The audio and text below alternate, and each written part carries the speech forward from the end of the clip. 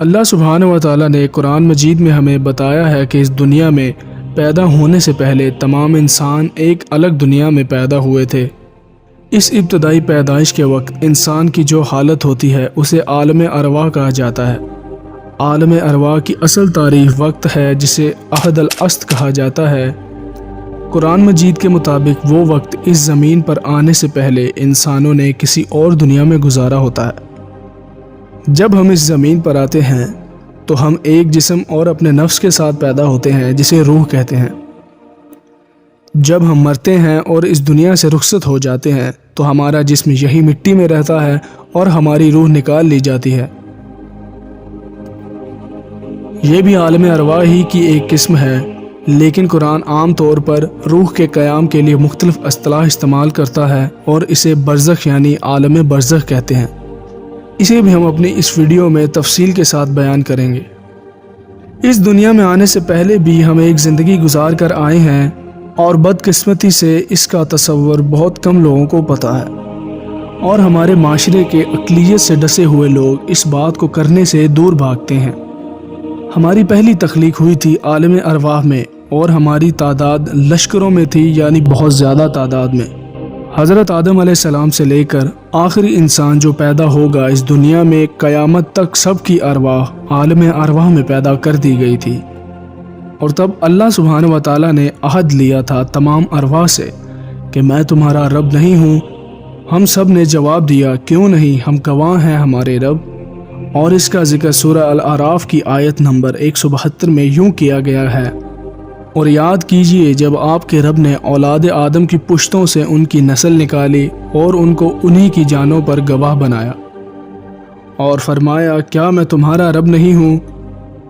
وہ سب بول اٹھے کیوں نہیں، تو ہی ہمارا رب ہے، ہم گواہی دیتے ہیں تاکہ قیامت کے دن یہ نہ کہوں کہ ہم اس عہد سے بے خبر تھے۔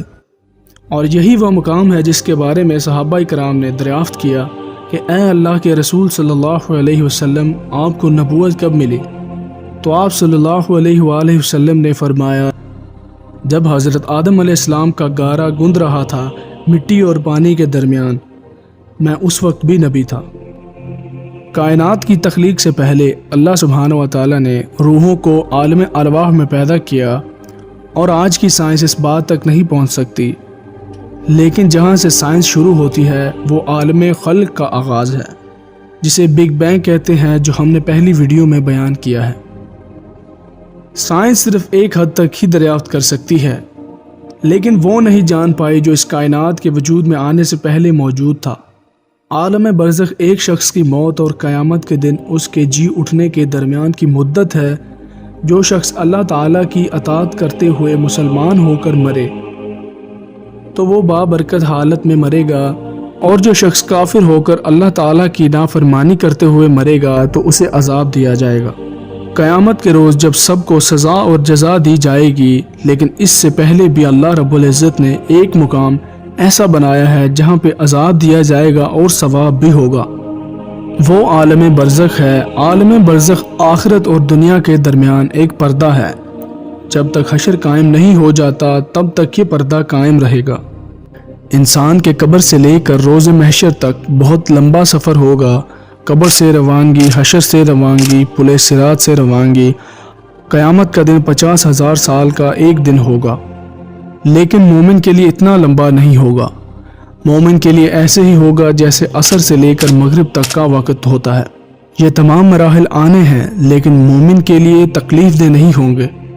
مومن کے لیے ساری سختیاں موت سے پہلے تک ہی ہیں۔ جو ہی موت آئے گی اس کے بعد آسانیاں ہی آسانیاں ہوں گی۔ رسول اللہ صلی اللہ علیہ وسلم نے فرمایا قبر جو کسی انسان کی وہ یا جہنم کے گڑھوں میں سے ایک گڑھا ہے اور یا جنت کے باغیچوں میں سے ایک باغیچہ ہے۔ عالم برزخ اور عالم آخرت کے بارے میں جو کچھ بتا دیا گیا ہے اس کے آگے کھوج مت کریں۔ علم غیب کے بارے میں اللہ تعالیٰ ہی جانتا ہے۔ انسان کو اتنا ہی علم دیا جتنا اس کے لیے فائدہ مند ہے، اور اللہ ہی تو ہے جو ہر شے پر قادر ہے۔ دوستو، اگر یہ ویڈیو آپ کو پسند آئی ہے اور آپ کے علم میں اضافہ ہوا ہے تو ہماری اس ویڈیو کو لائک کر کے ہمارے چینل کو سبسکرائب کریں، اور ساتھ لگے بیل آئیکن کو ضرور دبائیے گا تاکہ ہماری ہر آنے والی نئی ویڈیو آپ سب سے پہلے دیکھ سکیں۔ ملتے ہیں ایک اور ویڈیو میں، تب تک کے لیے اللہ حافظ، جزاکم اللہ خیر۔